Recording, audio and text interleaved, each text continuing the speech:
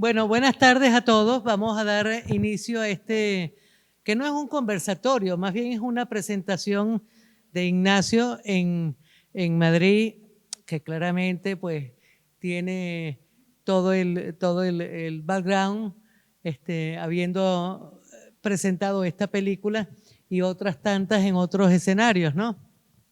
Pero lo que nos gusta es presentar a Ignacio en nuestro espacio a la vista de un cambio que estamos haciendo en nuestro proyecto y crear una sala que aún no le tenemos el nombre, a menos que Alfonso lo designe en un rato, pero vamos a llamarla Sala Heterodoxia, ¿verdad?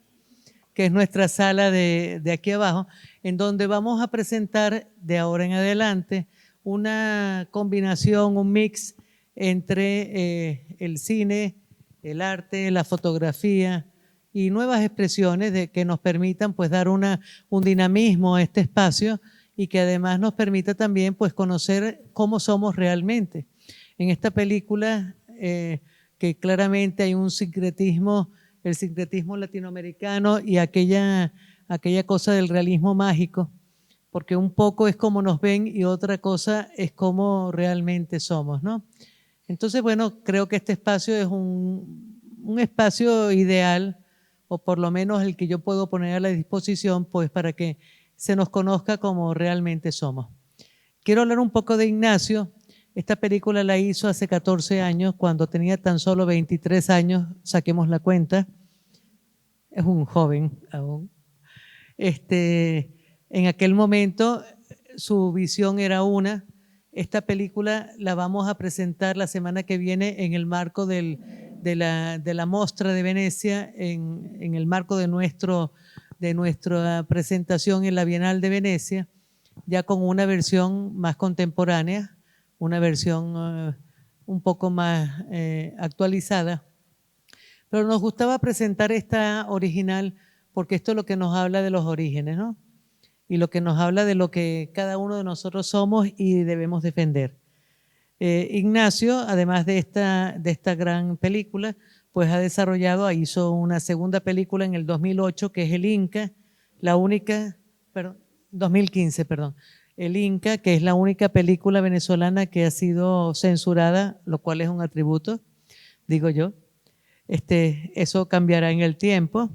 Y actualmente está desarrollando un conjunto de actividades nuevamente aquí en España, también con Carmen Maura, otras películas, y su empresa que es Palos Panas Productions, que además es una empresa general de producción y comunicación. Esta pequeña reunión que tenemos hoy entre amigos es para presentarlo, digamos, al público español y bueno, y para decirle que además de su casa, va a ser el sitio donde él va a desarrollar sus iniciativas en nuestro nuevo espacio. Quiero ahora dejar a Alfonso de la Torre, que ya es parte de la casa, absolutamente, parte integral de nuestra casa, que va a presentarlo dentro del marco ya contextual de nuestra exposición Con las manos crecen los signos. Gracias, Odalis, gracias, buenas tardes. Gracias a todos ustedes por su presencia esta tarde. Gracias, Ignacio, por llegar hasta aquí. Y enhorabuena también a Odalis por esa permanente actividad de este lugar, que podemos decir nunca duerme, porque permanentemente crecen los proyectos.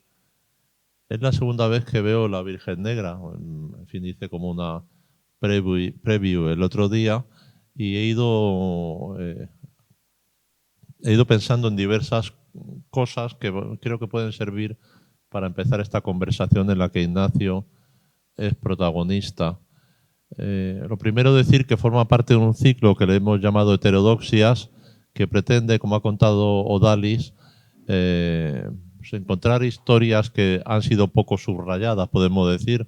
El otro día vimos la película Altamira, la película que está enlazada con el proyecto de la Bienal de Venecia y que forma parte de un conjunto de películas, entre las que está también La Virgen Negra, como son las otras películas, El guardián de la cueva y Altamira, el documental, todos ellos, también como ha explicado Odalis, se van a ver el próximo sábado día 10 en la Casa del Cinema en Venecia, en el contexto de la Bienal de Venecia y coincidiendo con el Festival de Cine de Venecia. Cuando vi esta película, bueno, ahora volviéndola a ver ahora, pensaba que qué buen marco era esta galería, concretamente el proyecto de Mabel, que lleva por título Cuando hablo al otro le convoco, porque lo que pensaba, ya digo, volviéndola a ver, era cómo es una especie de sucesión de cámara, de espejos,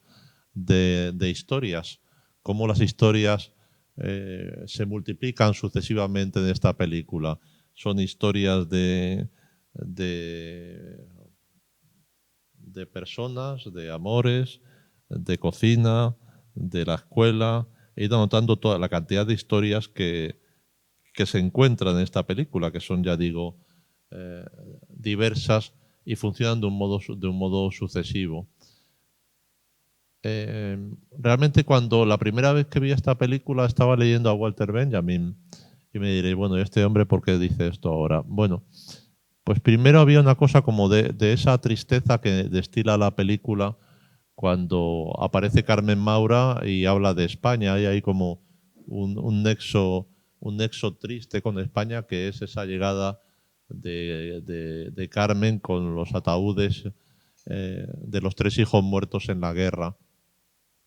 Y pensaba también que de alguna forma esa recuperación de la Virgen, de la talla de la Virgen, de ese símbolo, enlazaba con esas cosas que contaba Walter Benjamin sobre el aura de los objetos.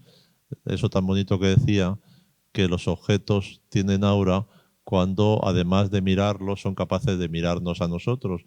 Y uno piensa que algo de lo que pasa en esa película está relacionada. He citado a Walter Benjamin porque sabéis que se suicidó en plena Europa, huyendo en la Europa de la Segunda Guerra Mundial, muy cerca de España, y en fin, casi en Portbou, junto al mar. Y en ese momento estaba leyendo a Walter Benjamin y estaba viendo la película de Ignacio y se me juntaron ahí todas esas historias. Luego Odalis con generosidad me invitó a participar en esta presentación de Ignacio y bueno, yo soy un buen visitante del cine. Con Rosa todos los domingos, sábados o domingos, asistimos en fin, a todo lo que se presenta en Madrid. Y realmente viendo la película hoy, pues había muchas referencias, algunas que él ha hecho, que ha declarado, como las referencias a Jean-Pierre Jeunet, al director conocido por la película Amélie o Delicatessen. Él ha citado los movimientos de cámara de Spike Lee. Y luego, claro, viendo la película, yo he pensado en muchos nombres.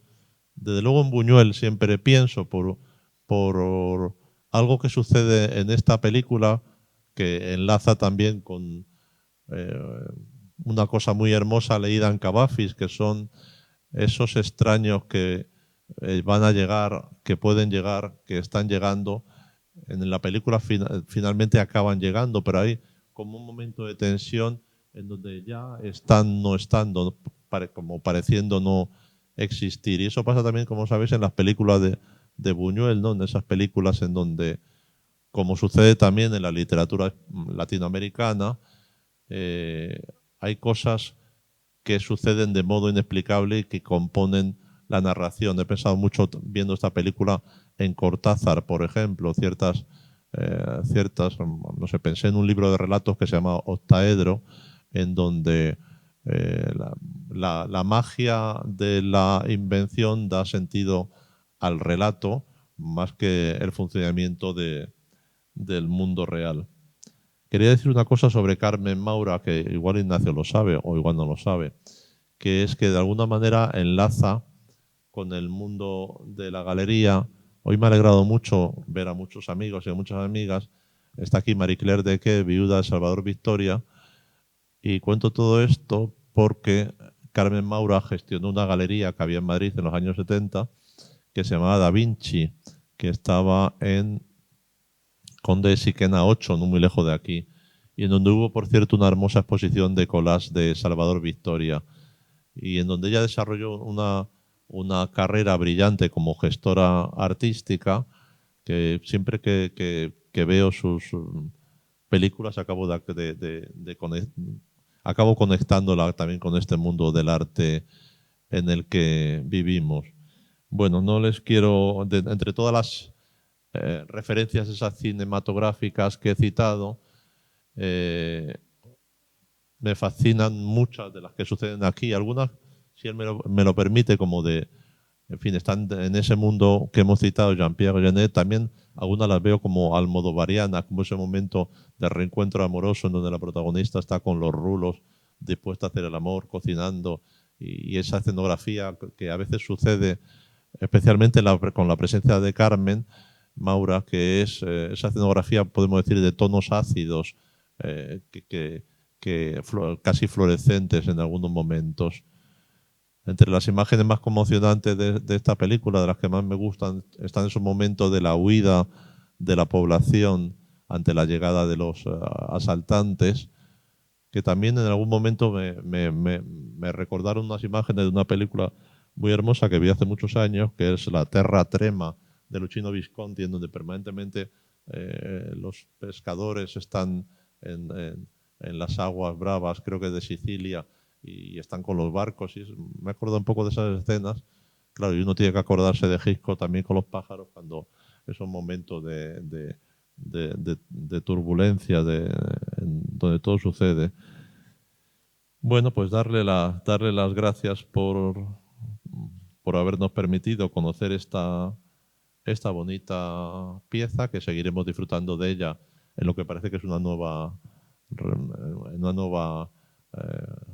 versión un poco ajustada, ¿no? Me contó Dalis, y bienvenido entre nosotros, y eres tu protagonista. Hiciste tu tarea, ¿no? O sea, hiciste tu tarea de referencias, Alfonso. Bueno, gracias, Odalis, gracias, Alfonso, gracias por estar aquí, por venir a esta proyección.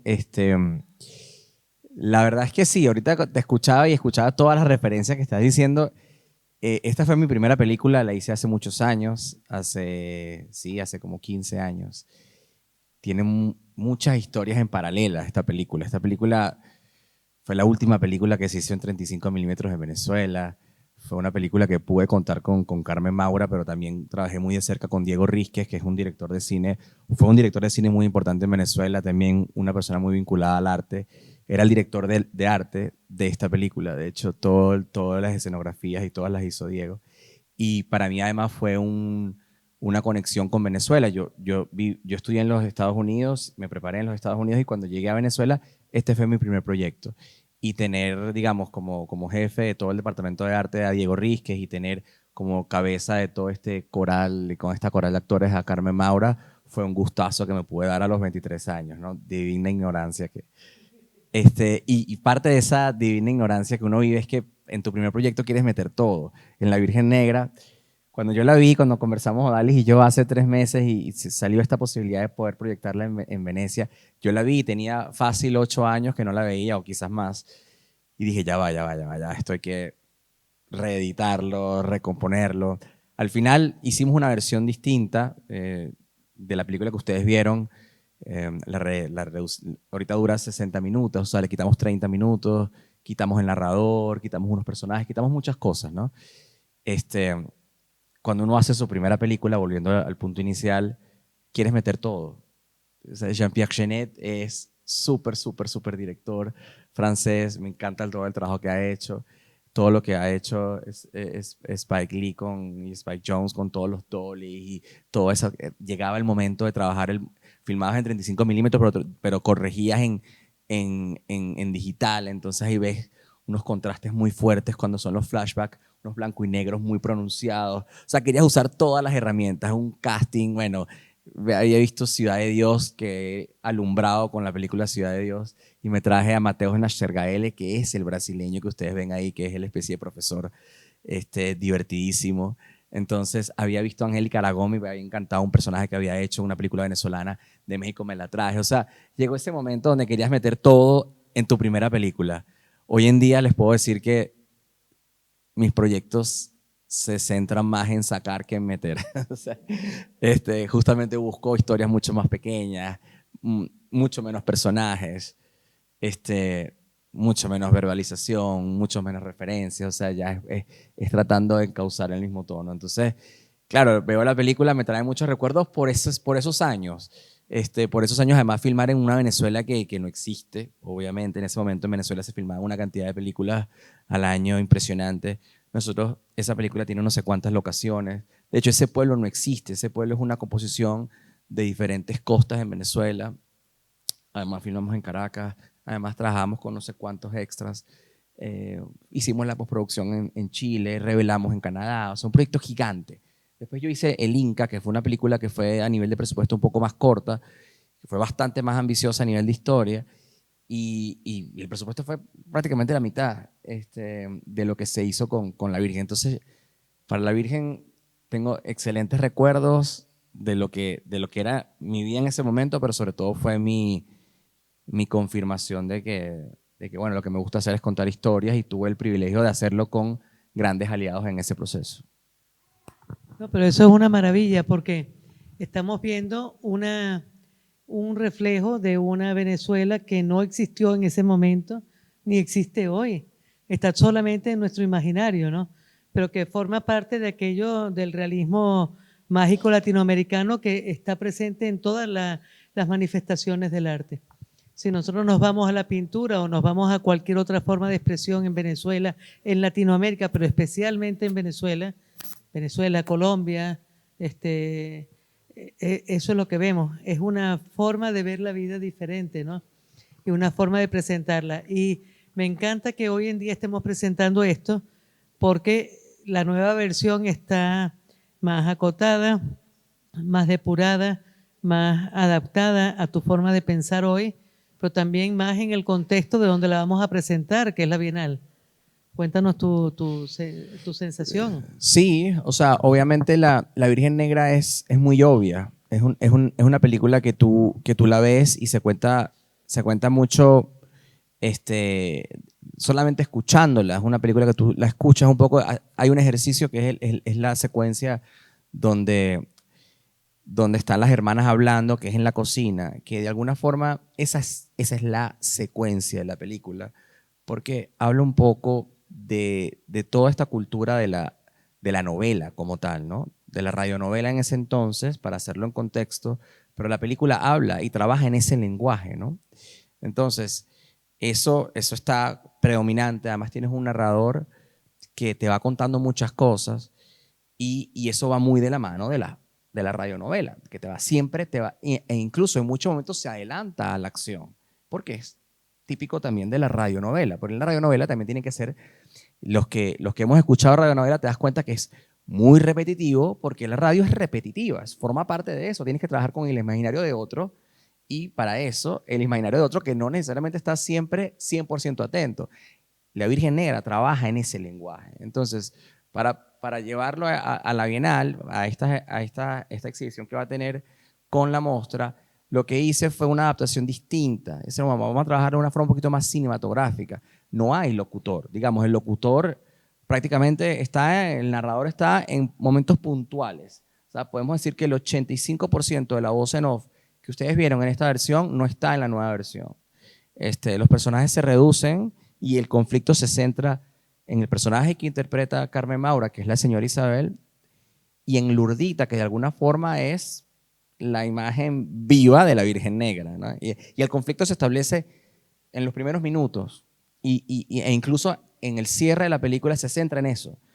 Hay muchas historias paralelas que desaparecen en esta nueva versión. Y lo hice justamente ya pensando más en ese discurso cinematográfico, más de la interpretación, más de contarte la historia sin decirte tanto, sino ya intuyendo y trabajando con un espectador mucho más activo. Justamente iba a destacar eso que podemos llamar las historias de la radio, que es cómo hay una insistencia en la importancia de la oralidad hay casi que como un homenaje a un mundo ya casi desvanecido, que es el mundo de las historias. Eso lo contaba Marina Abramovic también, cuando Marina Abramovic hace la serie dedicada a Santa Teresa, que se llama The Kitchen. Ella habla mucho de la importancia de la cocina en la formación de su pensamiento, esas historias narradas allí, y eso sucede también en tu película, esa importancia que imagino que tendrá que ver, quiero uno pensar, con, no sé si con cosas de tu infancia o con cosas oídas de la infancia de tus padres, en las que el papel de lo oral era tan importante. Es 100%, y en Venezuela eso forma parte de nuestra cotidianidad, las cosas se dicen, ¿no?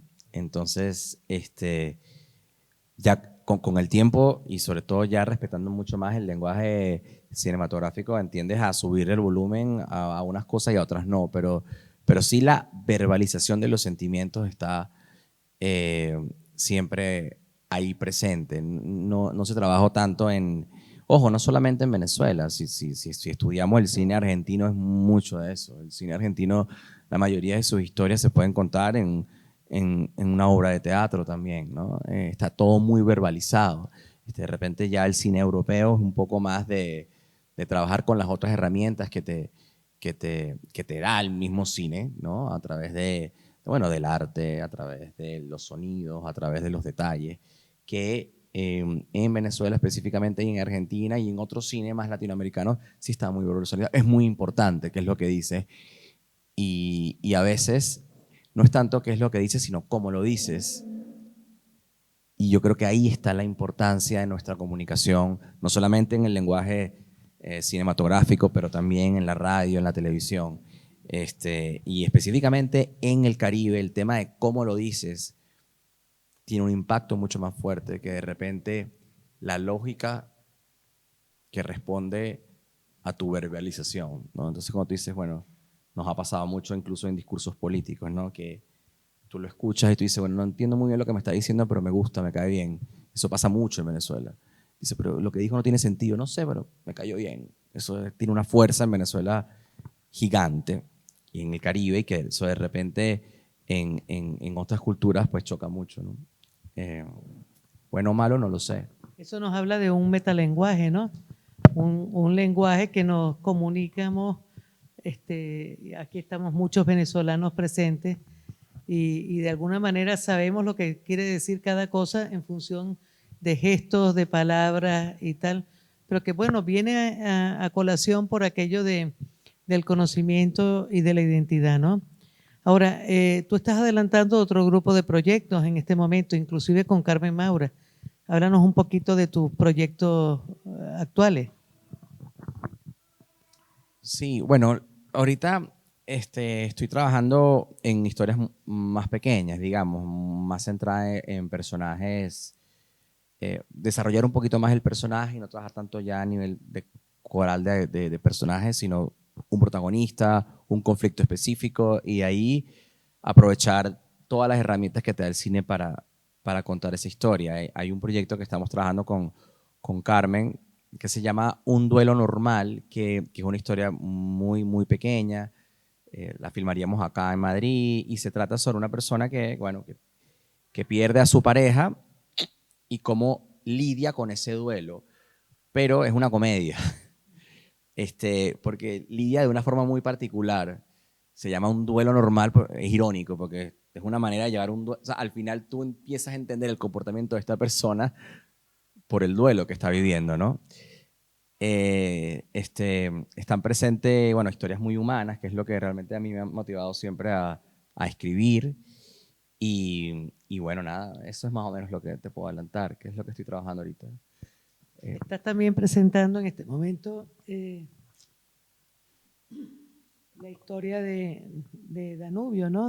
Sí, hay un documental que hicimos antes de la pandemia, se estrenó de forma digital y que se acaba de estrenar en salas de cine en Venezuela, ha conseguido una distribución importante a nivel mundial en diferentes plataformas En España hay una distribuidora que lo agarró, pero no sé cuál plataforma va a salir, pero va a salir pronto en España. El documental se llama La Danubio, es la historia de una familia que son los dueños de una pastelería en Venezuela. Es un documental muy ficción. Digamos, los personajes son dignos de la ficción. Muy crudo, muy real, también pasa a ser divertido y sí, ese es un proyecto muy reciente. Me llamó mucho la atención y quise trabajarlos justamente por la relación que se podía encontrar con el tema de la ficción. Yo no me considero documentalista, me gusta más trabajar realidades intervenidas, alteradas. Y La Danubio es un poco así, es un documental de unos personajes que parecen bastante de ficción y creo que por eso fue que lo hice. Y contar historias, me gusta mucho eso, me gusta contar historias, a veces basadas en historias reales, en el caso del Inca, pero siempre tener digamos, la libertad de intervenirlos y generar vínculos personales. Yo creo que ahí está el motor que me empuja a trabajar en estas historias que siempre son tan demandantes, ¿no? El cambio de las plataformas y la forma como nos comunicamos ahora con el cine, las personas normales que nos sentamos en nuestra casa a ver una película, indudablemente tiene que ver con la forma como ustedes nos ven, ¿no? Digo, ¿cómo nos ven? Para mí es una curiosidad muy grande porque claramente ya se hacen películas especialmente para aquellos espectadores como nosotros, muchos los que estamos aquí, que nos sentamos en la noche a disfrutar un rato, que no era el formato habitual. ¿Cómo nos ve un director de cine? Bueno, hay dos respuestas, ¿no? Una como trabajar los lenguajes. O sea, tú trabajas el lenguaje cinematográfico independientemente que tú lo hayas filmado, o sea, que tú mandes un mensaje de voz. O sea, el lenguaje como tal cinematográfico no se limita a una sala de cine o una cámara en 35 milímetros. El lenguaje cinematográfico va un poco más allá de eso. Pero, digamos, al espectador como tal, yo cuando estudié en los Estados Unidos tenía la obligación de agarrar unas materias básicas y entre esas agarré astronomía. Y yo me acuerdo que el profesor de astronomía decía, tienen que leerse 3 páginas de estas hojas. Ojo, no se las pueden leer antes de dormir, tienen que leérselas tomándose un café, concentrados 2 horas para que puedan entender lo que esas 2 páginas significan. Y era efectivamente eso. O sea, ¿qué te quiero decir con este ejemplo? Tú puedes ver una película en tu casa tranquilamente, como puedes ver una serie en tu casa tranquilamente. Ahora, cada película y cada historia merece un tratamiento distinto dependiendo de cómo fue concebida. Cuando se trabaja en un formato de series o de televisión como tal, todo es mucho más obvio. La Virgen Negra puede funcionar un formato de televisión fácilmente. ¿Por qué? Porque está todo muy verbalizado y si no lo agarraste y te paraste a buscar algo en tu cocina y volviste, no te perdiste de nada porque sabías lo que va a venir después. Todo pasa a ser muy obvio en algún momento. Sin embargo, si ves una película hecha, cine como tal, tú te paras, vas al baño y regresas y se te fueron muchas cosas que eran muy importantes para poder entender el contexto. Entonces, ahí depende mucho de tu comportamiento como ser humano y también depende mucho de quién te esté contando esa historia. Ahora, yo soy de los creyentes que los cines no van a morir, digamos, como stage. Exacto, no, pero además el stage, digamos, el entrar a una sala, se apaga la luz, pásame la cotufa, eso no va a morir porque hay muchas cosas que juegan alrededor de eso. De repente estamos pasando por un momento complicado como sociedad y por todo el tema además de la pandemia y por todo lo de la demanda de las plataformas. Las plataformas hoy en día te comen mucho, las plataformas hoy en día te dicen, te doy el financiamiento para tu película y la estrenamos en 2 meses en Amazon y chao, y no pasó por cine. Pero sí hay una formación para entender que este tipo de películas que están hechas para hacerse en cine, obedecen a un público que necesita verlo en esos formatos. Entonces, por eso yo estoy seguro que como lo impreso no va a morir, las salas de cine tampoco. Pero siempre va a haber contenido para las plataformas digitales y también para salas, sin duda. Pero es distinto. Estamos de acuerdo en la necesidad del cine y los que lo frecuentamos estamos tan seguros como que apreciamos lo que podemos llamar los cambios de formato de las salas de proyecciones, la vinculación, como pasa con las librerías, como pasa también, como acaba de decir, con el libro. Las librerías, en fin, nuevos ejemplos de librerías que estamos viendo en donde aparece el bar, librería, el proceso mixto en donde está todo casi reunido, hasta las galerías que pueden proyectar un ciclo de cine, ¿por qué no? Pero realmente no tiene nada que ver el producto, en fin, salvo algunas excepciones de las plataformas, listo para consumir, que se puede parecer un poco a la comida a domicilio y el gran restaurante, ¿no? Puede ser el producto. Sí, y yo creo que hay algo muy importante ahorita conversando con relación al tema de la sala, que pasa a agarrar mucha fuerza el tema de la curaduría. O sea, que eso lo está trabajando mucho las plataformas. O sea, si está firmado por Hulu o está firmado por HBO, si lo voy a ver, no lo voy a ver. Lo mismo pasa con las salas. En Venezuela hay una sala, bueno, que es el Trasnocho Cultural. La gente va a la sala del Trasnocho Cultural, ni siquiera sabes qué vas a ver, pero tú vas a la película a las 6 de la tarde porque tú sabes que lo que vas a ver es bueno. Ya hay una curaduría muy importante, que ahorita que estás con este proceso de trabajar esta nueva sala dentro de la galería, el proceso de curaduría es vital porque la gente siempre va a preferir, de alguna forma, que tú le recomiendes. Es como el papel del librero. Tú entras a una librería gigante, al final te encantaría ir para un librero y que le diga, quiero leerme algo en los años de la Guerra Fría, que sea de amor y que no sea muy largo. Ya va. Entonces, más o menos ese papel lo van a jugar las salas de cine, los espacios de exhibición. Entonces, ahí es cuando agarra mucha fuerza el proceso de curaduría. Y eso va a existir mucho en los proyectos audiovisuales. Bueno, no es que estamos, ¿no? No me van a Exacto, dejar aquí perdón. en el No, camino, estamos. Por Que eso me estoy parece muy buena contando con idea. los dos. No, por eso me parece muy buena idea, porque sin duda eso cada vez va a agarrar mucho más fuerza por eso. No, lo que estoy pensando es lo siguiente. Esto realmente, indudablemente, es una nueva forma de presentar las cosas, pero el arte se comunica en una forma interrelacionada, es como una malla de sentido, y yo creo que da enriquece mucho al espectador el hecho de poder entender que igual puedes ver una película, que ver una proyección, que ver un vídeo, que ver una exposición fotográfica o una buena pintura. Yo creo que todo esto pues lo que hace es enriquecernos y de alguna manera es a lo que estamos llamados. Hoy de alguna manera estamos haciendo la presentación a la sociedad, vamos a decir así, como los 15 años, ¿no?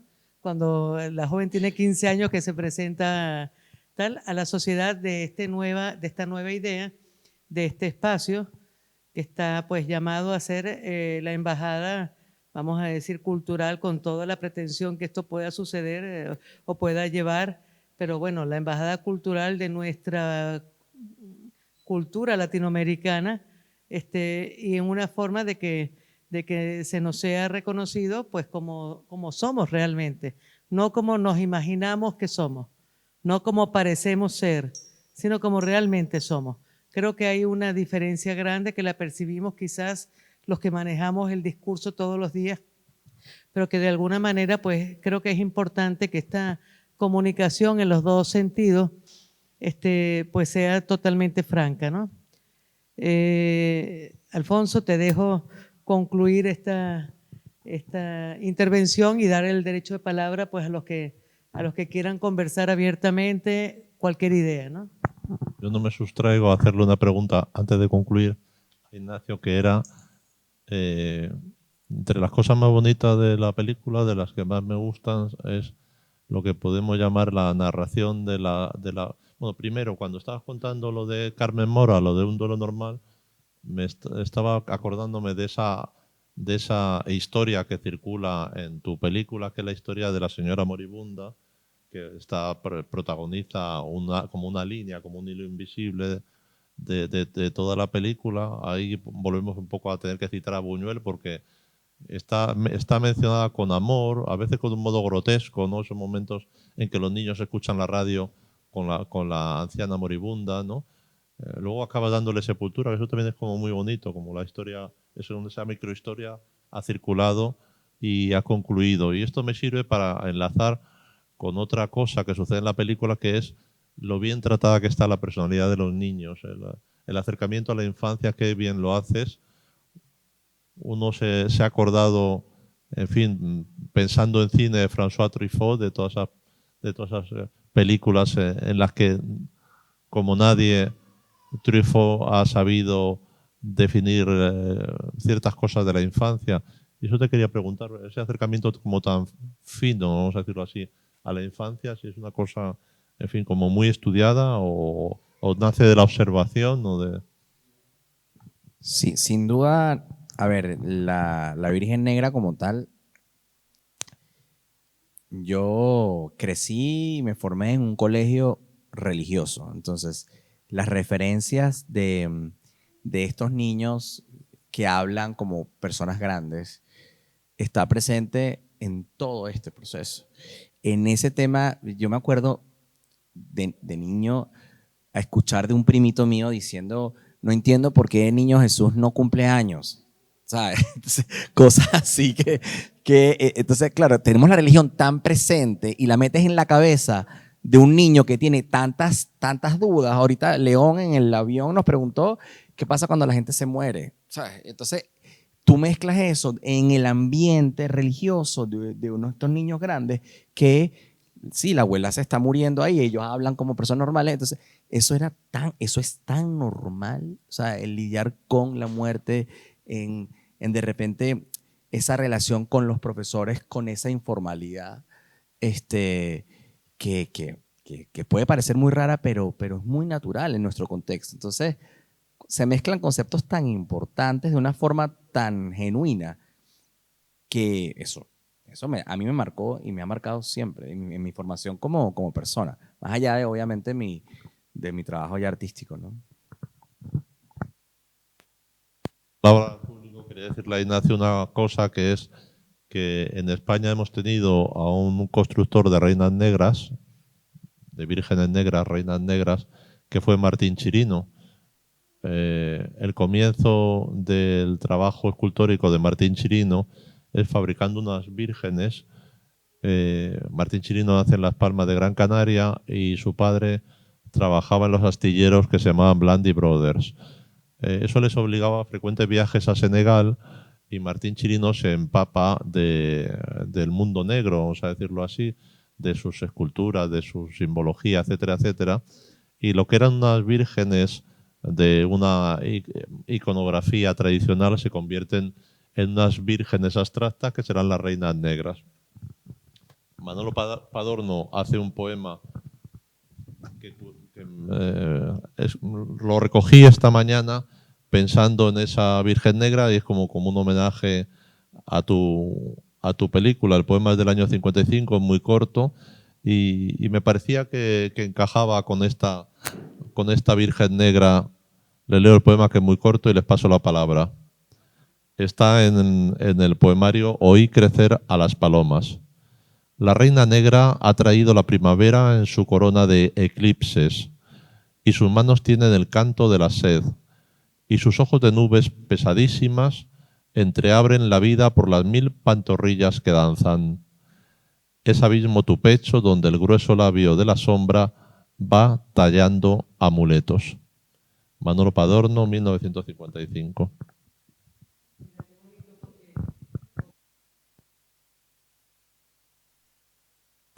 Es canario, es chirino y Canaria es Venezuela.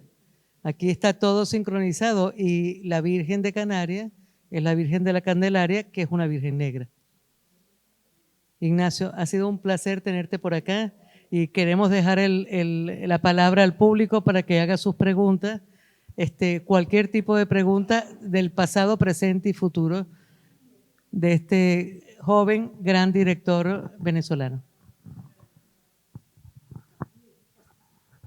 Hola, ajá. Bueno, primero que todo, darle las gracias a Odalis por traernos aquí con este evento que ya diferente que tiene que ver con el cine. Y Alfonso porque hizo una tarea pero maravillosa. Gracias. Y bueno, Ignacio, yo he disfrutado muchísimo la película. Yo soy de esas caraqueñísimas, aunque tengo ya varios años aquí, pero eso no se cura, aunque no ando con la nostalgia. Soy muy de aquí, pero lo otro no se cura. De verdad que la disfruté muchísimo y entendí el disfrute cuando tú dijiste lo depurada que está la película. No tiene como el ruido extenso de las películas venezolanas de hace 15 años, 20 años, que tú sabes, que eran más largas, más cuentos. Todo. La disfruté horrores, además que disfruté mucho el humor, porque es una historia contada todo el tiempo con humor. La tragedia está allí, soterrada en ese humor tan sabroso, claro, tan criollo, tan de uno que lo vas reconociendo. Aquí la pregunta era, ¿cuál es la locación? ¿Dónde la hicieron? Ella me preguntó. Centro, ¿verdad?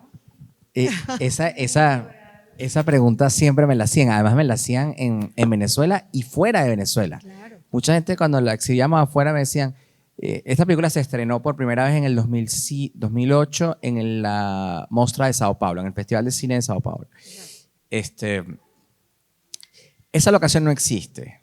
Claro, pero sí existe. No, perdón. No existe per se, pero la locación. Sí, claro. O sea, son muchas locaciones. O sea, ahí está. Es la costa del estado Miranda. Hay cosas del estado Sucre también. Hay momentos específicos que son las playas del estado Sucre. El pueblo como tal, en algún momento es el pueblo de Chirimena. En otras partes es el pueblo de Chirere, en otras partes es el centro histórico de Petare. Hay interiores en Los Chorros. O sea, te digo, la calle empedrada que van hablando Carmen Maura y la otra. Ese es el centro histórico de Petare. Exacto. Pero eso lo intervenimos. Nosotros pintamos todas las paredes alrededor. La fachada de la iglesia es la del centro histórico de Petare, pero dentro de la iglesia es la de Chirimena. Eso era un... Sí.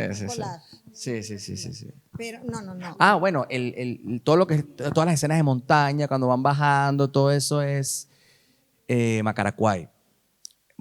Parques de Macaracuay, o sea, por eso te digo, eso fue un rompecabezas. Es un collage realmente. Sí. Es un collage realmente, pero se disfruta porque uno entiende como si fuera un todo, que lo es, porque es ese todo que es ese pueblo y ese sitio colonizado por esta señora española que llega allí, es realmente fabuloso. Y ese real maravilloso, religioso, tan latinoamericano, pero tan caribe, todo, de verdad que mira, para mí fue un deleite, porque fue repasar la literatura, el cine venezolano de muchos años, o sea, realmente me llevaste así, pero así paseando, pero con humor, con sabrosura, con esos patacones que presentaron, que quemaban.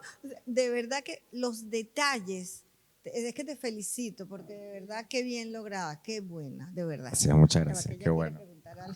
Sí, bueno, yo también quería preguntar dónde se ubicaba la película. ¿Cómo hace un joven director principiante saliendo del instituto, de la universidad, lo que sea, para convencer a Carmen Maura de que actúe con él? Carmen Maura, que es una persona que ya en ese momento tenía una enorme trayectoria. Caridad Canelón también, que es una gran... Y Diego. Sí. Eso fue exactamente un lujo. Sí, y sí. Es difícil también para un muchacho, además tú te ves más joven y supongo que en aquel momento parecerías un muchachito, para dirigir a esos dos fenómenos. Bueno, eso fue las primeras palabras que me dijo Carmen cuando me conoció. Me dijo, pero si eres un chaval, me decía. No, el tema fue, o sea, fue muy, como te digo, a esa edad uno no piensa mucho, ¿no? No va ta. Yo estaba estudiando en Los Ángeles, ganamos el premio de guión de ópera prima, teníamos un financiamiento importante, entonces la película se podía hacer. En ese momento... yo anoto todo lo que para mí sería ideal para poder hacer la película. Obviamente uno además tiene unas expectativas gigantes, uno tiene muchas cosas en la cabeza que dice, bueno, voy a llevar a cabo algo gigante. Entonces, entre esas cosas estaba Carmen y la productora Natalie Shalom le escribe a Carmen, o sea, le escribe a la gente, al representante. Mira, nos interesaría trabajar con Carmen, le mandamos el guión. Y la respuesta fue que le encantó el guión. Cuando le encantó el guión, la respuesta de nosotros fue yo aterrizar en Madrid. Entonces yo le escribí un correo. Yo estoy en Madrid. Me gustaría verla. Entonces en ese momento, listo. Al día siguiente me reúno con Carmen. Me acuerdo que además el día siguiente, cuando nos vamos en un café, nos reunimos Carmen y yo compro El País, el diario, y está ella en la portada. Le habían dado un premio en Goya de no sé cuántos, no sé, de reconocimiento a su carrera, tal. Entonces, claro, yo veo y digo, pero esto parece como un chiste, o sea, como que para que te intimides aún más. Entonces, bueno, además yo venía de toda una cultura californiana, entonces imagínate yo, franela, o sea, cero formal. Carmen, por más que sea, tiene una historia, o sea, importante, ¿no? Y es de una familia importante en Madrid, o sea, es una... Y yo estaba todo californiano, por supuesto, ya ni entendía. Y cuando empezamos a hablar, bueno, a ella le gustaba mucho la historia y me dijo, bueno, vamos, yo no conozco Venezuela, pero vamos. Entonces, nada, me regresé y me acuerdo cuando llegó a Venezuela fue espectacular, porque como es muy profesional, ella no cuestiona las cosas, o sea, ella te pregunta todo antes y ya cuando vamos a filmar, vamos a trabajar, se acabó, ¿qué es lo que quieres hacer? Entonces tú le dices, bueno, ponte esta silla sobre la cabeza, se la pone y no te pregunta nada, o sea, ya va. Si tú metes la pata, la metes tú, no la va a meter ella, ya está haciendo el caso de su director. Entonces eso ayudó mucho porque yo filmé con ella en los primeros días y el resto de los actores, al ver el comportamiento de Carmen, de alguna forma dijo, bueno, si Carmen no se queja y no dice nada, ¿qué voy a decir? Yo voy para adelante. Lo mismo pasó con Diego Rísquez. Yo tengo una historia con Diego que siempre la cuento, pero es que a mí me marcó porque que he aprendido mucho de esa historia. Nosotros estábamos filmando en Chirimena en ese momento. Cuando terminábamos de filmar a las 7 de la noche, nos metíamos en una especie de piscina, jacuzzi, una cochinada horrible que estaba Diego Rizque, César Jaworski y yo. No sé, César Jaworski, el director de fotografía, de la misma de Diego, dos veteranos de guerra durísimos. Y hablábamos mucho de que íbamos a filmar el día siguiente. Vamos a hacer esto, esto, esto. Diego tenía alguna particularidad. Diego te enseñaba todo su trabajo por lo menos 2 o 3 semanas antes. Te decía, Ignacio, este es el set, esta es la tela, lo vamos a hacer. ¿Esto lo vamos a hacer cuándo? No, en 2 semanas, pero para que sepa. Y vamos a filmar una escena muy importante, que es la escena de los ataúdes, cuando viene Carmen con los 3 ataúdes y ese poco de extra. Y yo digo, yo no he visto esos ataúdes. O sea, y esa escena es importante por el sol, tiene que ser antes de tal hora, papá. Y Diego me dice, oye Ignacio, ¿sabes qué? Yo pensándolo bien, como es un tema de realismo mágico, yo creo que no deberíamos poner ataúdes normales y corrientes, y me presentó unos ataúdes que hizo como de forma artesanal. Y yo le dije, no, Diego, es inviable. O sea, yo tengo no sé cuántos extras, tengo a Carmen, o sea, eso tiene que ser 3 ataúdes normales y corrientes. Eso fue un miércoles a las 7 de la noche en Chirimena. Jueves, o sea, al día siguiente, 7:30 de la mañana, en Chirimena estaban los 3 ataúdes. Yo no sé qué pasó. Yo no sé qué hizo Diego Rizque. Bueno, en ese momento él se paró de la cochinada donde estábamos, la piscina, se fue y estaban los 3 ataúdes. Ni entendimos qué fue cómo resolvió, pero resolvió. Y para mí fue un gran aprendizaje, porque Diego en ese momento ya tenía 7 películas, él como director. Como director de arte había hecho además muchas cosas. Yo era un chamo de 23 años que no tenía nada. Entonces, él ni discutió, se paró y para mí fue un gran aprendizaje, como el respeto al trabajo, ¿no? Entonces, gracias a Dios, yo pude trabajar tanto con Carmen como con Diego en el equipo, en el club, porque aprendí mucho de ellos. Y un gran ejemplo fue ese, el tema de Diego con los ataúdes. Cada vez que veo esa escena me acuerdo de Diego con los ataúdes. Digo, yo no sé dónde qué habrá pasado. Yo no sé si esos ataúdes realmente tenían gente, pero los consiguió. Los consiguió. Yo para defender a mi amigo te voy a decir como que no tenías nada, no, tenías mucho, porque eso lo vieron ellos, ¿no? Y eso creo que es lo que es importante y lo que estamos intentando hoy mostrar hoy en esta primera, presentación abierta y al público en esta galería, y que además es tu inicio también como curador de un espacio en el que trabajaremos juntos una cantidad de iniciativas con muchas ideas nuevas. Seguimos escuchando Ajá. Hola, ¿qué hay? Enhorabuena, Ignacio, por el trabajo. Me llamo Mario y, bueno, la verdad es que me he quedado asombrado. No voy a hablar de estas cosas porque, no sé, en primer lugar, apoyando las referencias que ha hecho Alfonso, también la noche esa del Orfeo Negro de Marcel Camus se ve por ahí, es bárbara, ¿no? Es bárbara. Enhorabuena al casting y al director de fotografía, porque yo creo que había unas secuencias mágicas cuando aparecían Carmen Maura y el cura, en la que revoloteaban unas mariposas de luz fascinantes, que yo las intentaba buscar en el resto de planos y no lo encontraba, ¿no? Y decía, esto tiene que estar apuesta, esto no es un defecto de la... ¿Rodasteis en digital o en...? Las dos, o sea, al final, el momento de registrarlo, lo teníamos ya determinado qué era lo que queríamos hacer con eso, con esas burbujitas, con esos tonos, qué es lo que queríamos hacer, y fue un trabajo de que hay que filmarlo de esta manera para que luego en postproducción podamos resolverlo y origine esto. Eso tiene mucho mérito. César Jaworski, director de fotografía, y también Filmo Sonido, Filmo Estudios, la casa de postproducción de esta película. Es una casa de postproducción muy grande, chilena. Ha hecho películas muy grandes, hizo Jackie, ha hecho muchas películas de Pablo Larraín recientemente, y ellos trabajan una postproducción tanto de sonido como de imagen muy detallada, y la postproducción funciona cuando la piensas y la filmas desde tu preproducción. Entonces, y los mares, si eran mares diferentes, la homogeneidad de profundidad era tremenda. Vamos, a mí me ha dejado... Es más, yo pensaba, estos están como rodando dentro de una discoteca cuando las luces de la bola de espejos golpean a todo. ¿Cómo lo habrán hecho? Los verdes de las paredes, ese verde flúor fantástico, vamos, me ha gustado, ¿no? Un momento muy bonito que son las transiciones. Por ejemplo, entre las transiciones más bellas de la película es ese momento de los sueños, en los que todas las parejas están durmiendo, bueno, algunas acompañándose. Ese momento es francamente bonito, lo que vamos a llamar las transiciones. sí, son muy importantes. O sea, eso todo era... Eso es un tema ya de formación. Digamos, yo cuando filmo, cuando estoy trabajando algo, como que hago mucha preproducción de cómo voy a hacer los planos. O sea, yo no llego a un sitio y digo, bueno, voy a poner la cámara de esta forma. Yo eso lo hice hace mucho tiempo.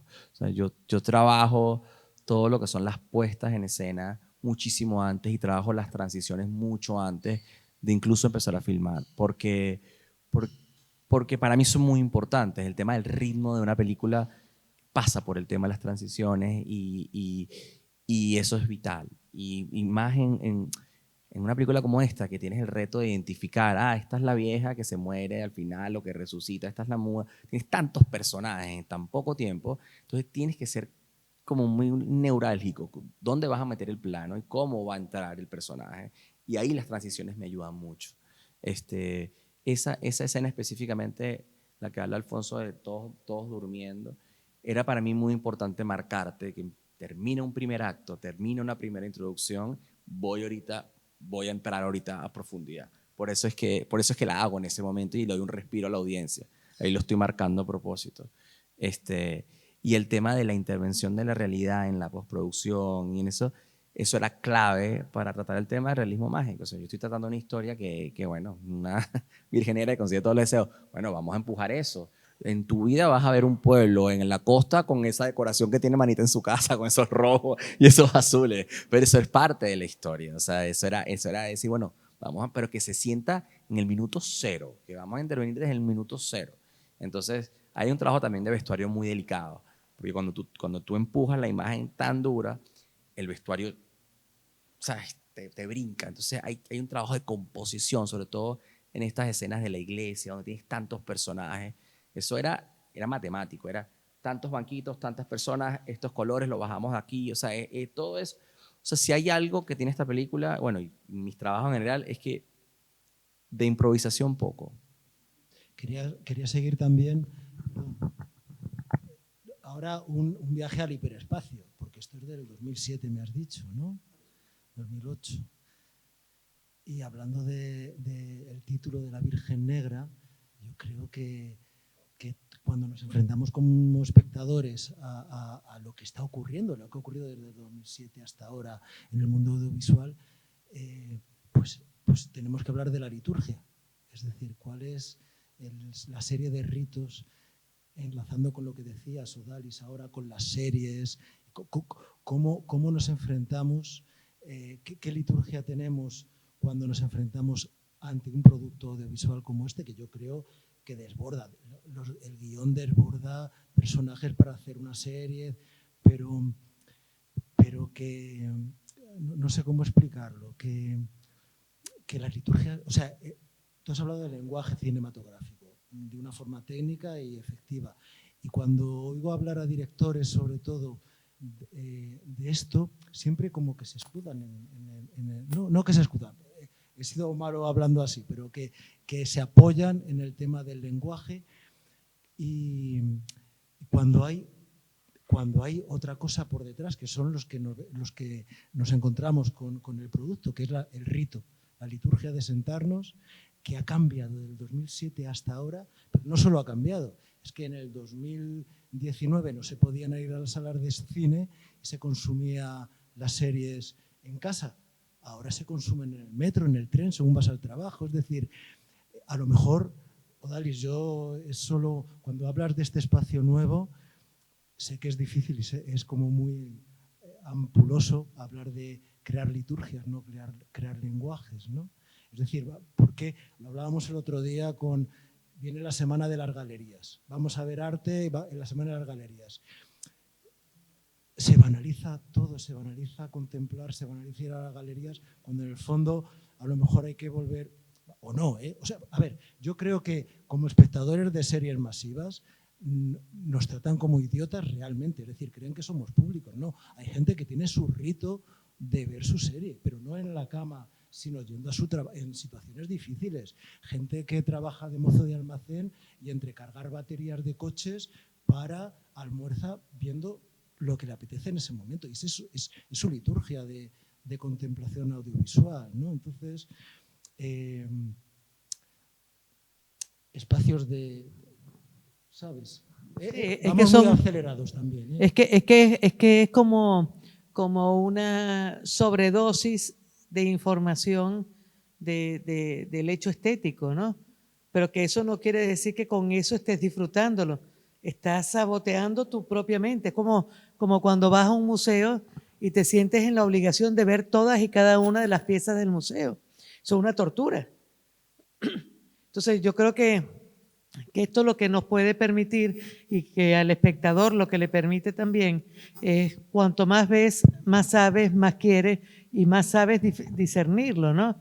O sea, es una forma de cultivarlo en el sentido de orientarlo un poco, vamos hacia lo que es el producto propiamente, el producto de arte, y buscar de traducir, porque en fin de cuentas el trabajo de una galería o de un curador es traducir o ser interlocutor entre el creador y el público, ¿no? Entonces, de alguna manera yo creo que lo que Ignacio está proponiendo, que es un trabajo muy sincero, muy abierto, muy crudo en algunos momentos, pero crudo no solamente en la crudeza de la dificultad, sino crudo también en la propia expresión y en la forma de depurarlo, ¿no? Ahí es donde creo que está la importancia de la creación, ¿no?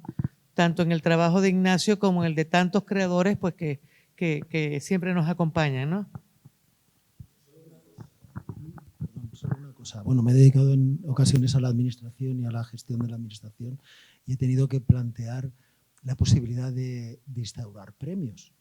Premios, pues ya sabéis que los políticos dicen tenemos que rellenar este momento, y qué mejor que vamos a inventarnos un premio, un jurado importante y alguien a quien nombrar que nos proporcione una portada, un trocito de telediario, etcétera, ¿no?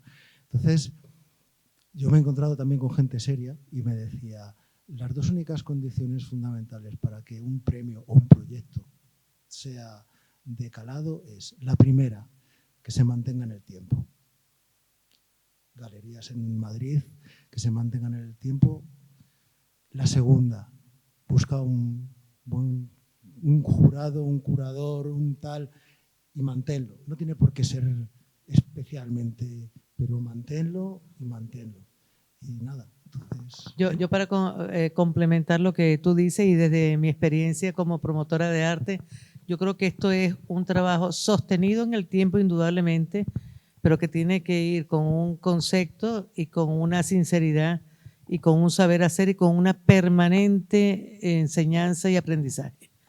Porque no hay nada escrito, nadie sabe todo el arte, todos tenemos que leer todos los días y aprender todos los días.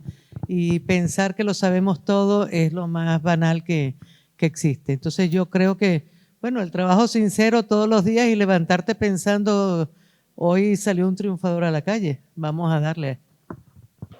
¿Querías hablar por aquí? Hola. Perdón.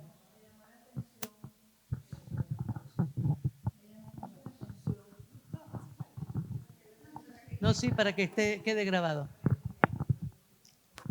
Bueno, me gustó mucho, me llamó la atención la fotografía, los paisajes.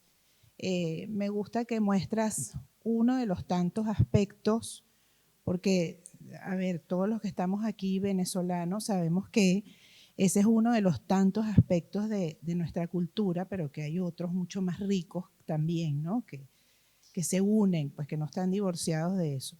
Pero hay una parte que a mí no sé qué quisiste decir, simbolizar, que es una parte donde ella da luz con todo el mundo alrededor, ¿no?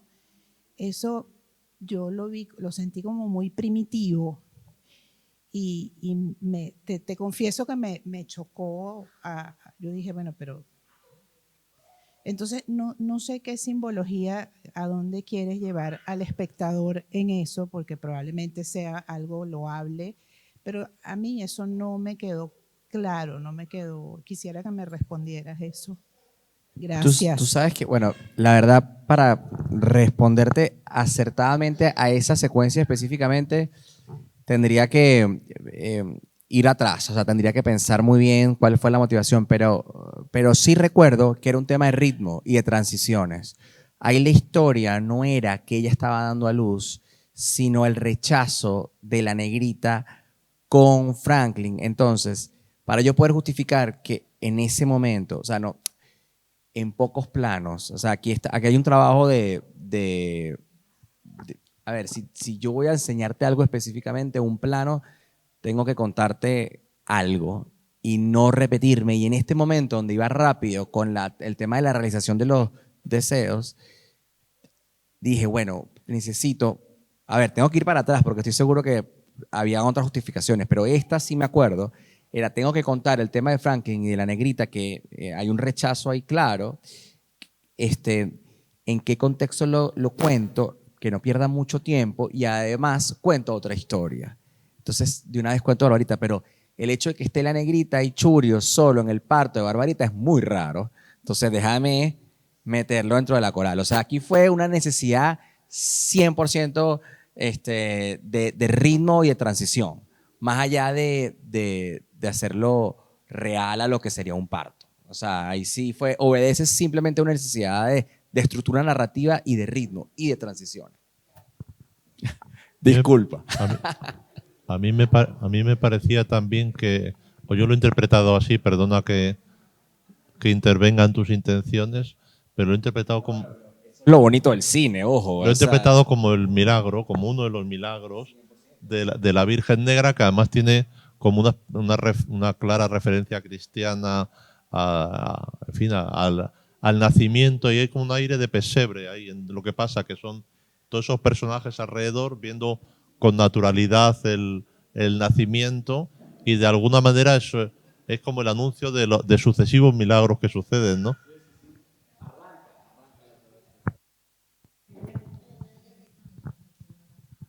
Hola, bueno, yo voy a ser muy breve, pero quiero, Odalis, animarte y agradecerte esta nueva intención de que en este espacio estupendo que tú le has dado una forma con mucha personalidad desde que estás aquí. Y te quiero animar y agradecerte toda esta nueva propuesta, porque seguramente será muy enriquecedor para todos los que te acompañamos y que vas a agrandar tu tu radio de proyección de tus proyectos. Así que te agradezco y te animo. Bueno, muchas gracias, pues te tomo la palabra. ¿Eh? Te tomo la palabra. Sí, Cuento claro. con ustedes permanentemente. Claro que sí, es para eso lo haces y estamos muy agradecidos, de verdad. Y luego, claro, con la colaboración y apoyo de Alfonso de la Torre, que todos los que estamos aquí, algunos le conocemos lo profundo, lo riguroso y cómo trabaja y todo estudia. Pero es que en esta nueva etapa tuya, pues estaba aportando todo, que va a ser una especie de sorpresa, porque nosotros le conocemos en todo lo que es pictórico, pero como es muy culto, también está aportando a la parte cinematográfica. Ignacio, pues yo te quiero dar la enhorabuena porque ver esta película hoy, aunque no son tantos años los que han transcurrido desde que la has filmado y has hecho este trabajo, ahora el mundo visual de todo, de las películas sobre todo, y de las plataformas donde lo podemos ver, ha cambiado radicalmente. Entonces, para mí esto ha sido un regalo, pero no te puedes imaginar. Primero de todo porque, bueno, es un mundo que yo no conozco profundamente, el de Latinoamérica, nada más que por la literatura, claro. Aunque conozco algún país, pero como Cuba y Brasil, y eso, pero no conozco la totalidad como para apreciar toda esta cantidad de matices y de situaciones y de cultura como ancestral pero actualizada, ¿no? A mí me ha parecido ese juego de esa cosa ancestral de la gente, pero al mismo tiempo plásticamente muy, muy actual, ¿no? Ahí hay ese juego. Pero hay algo que todavía me ha interesado más, que es toda la aportación de verbal, toda esa aportación verbal de cómo hablan, de cómo se comunican, de cómo son capaces los personajes de decir todas sus emociones con esa gracia, ese desenfado que hay entre todos. Entonces me parece que hoy día ver esos diálogos tan frescos, tan directos, con esa parte literaria que aportas ahí, te doy la enhorabuena y las gracias. De verdad me ha gustado muchísimo la película. Y Carmen Maura, que se ha hecho un reportaje aquí de Imprescindibles, no sé si lo habéis visto, pues en ese Imprescindibles de Carmen Maura sí que ella cuenta cómo se prepara para cada rodaje. Eso la hace una actriz, parece ser comodísima para cualquier director. Entonces te lo digo porque eso me chocó de ella y ahora tú lo has reflejado aquí. Creo que ella se prepara, que cuando va al plató o a donde sea, se lo sabe todo, los pros, los contras, todo. Así que enhorabuena también por haberla conseguido, ¿no? Ahorita que lo dices, me acuerdo algunas cosas de Carmen, que después yo me enteré, después de filmar la película. Años después me conseguí actores y me acuerdo que me contaban, que me decía que Carmen incluso cuando veía a algún actor que tenía el guión a la mano, lo regañaba, como que decía esto no, si no te lo leíste en tu casa y no te lo aprendiste, ¿qué haces aquí? ¿Sabes? Ella hacía ese tipo de cosas, pero yo no me doy cuenta. Obviamente hay siempre un trabajo entre los mismos actores que es muy importante, que a veces el director no ve porque estás en otras cosas. Pero para que veas lo profesional que es Carmen, es impresionante, sin duda. Gracias por las palabras. Carmen, voy a leer una cosa que es muy corta. Carmen era una excelente profesional en el mundo de la galería también. Os voy a leer la carta con la que se despidió de la Galería Da Vinci el 5 de octubre del 70, se la envió a todos sus artistas.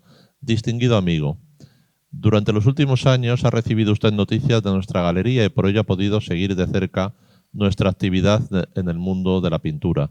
5 de octubre del 70.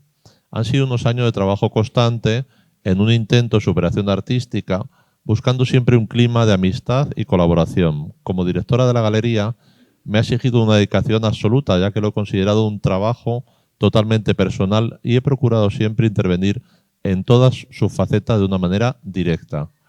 Mi dedicación a las actividades teatrales como actriz viene impidiéndome últimamente dedicar a la galería todo el tiempo que yo considero necesario y antes de despersonalizarla prefiero interrumpir de momento las actividades en ella.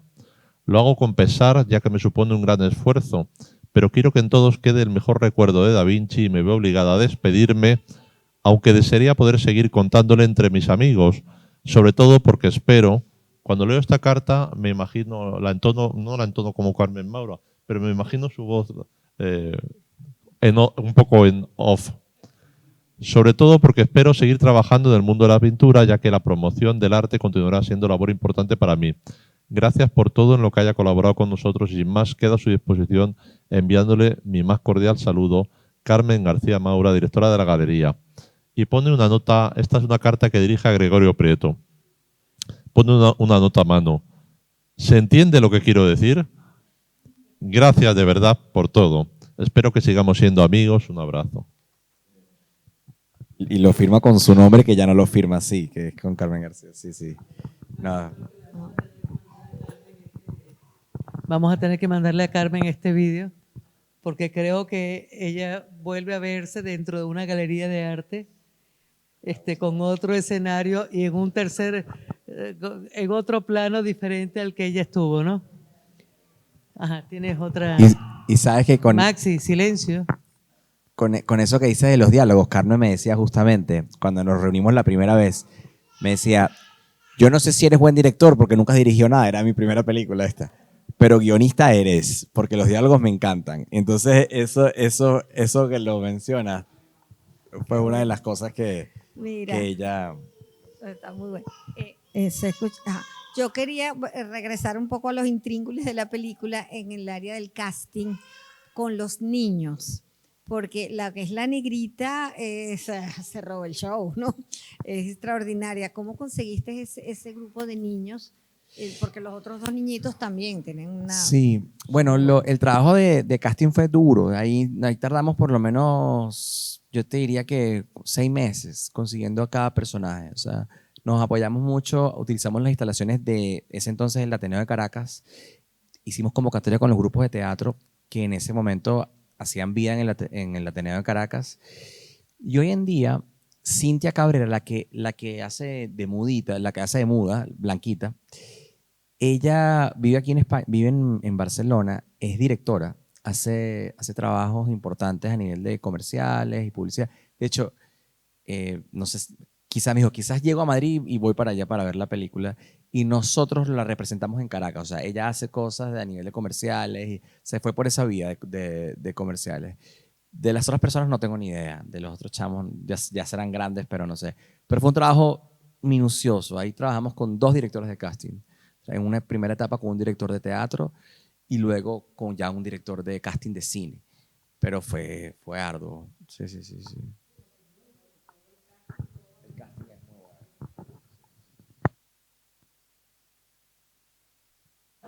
Bravo por el director. Bueno, muchas gracias a todos por habernos acompañado esta tarde. Claramente nos vamos para Venecia. Nos vamos esta semana a Venecia. Lo vamos a presentar el día sábado en el marco de la Mostra de Venecia y en el marco de nuestra exposición en la Bienal de Venecia. Y bueno, nuevamente un aplauso para Ignacio, que nos ha acompañado.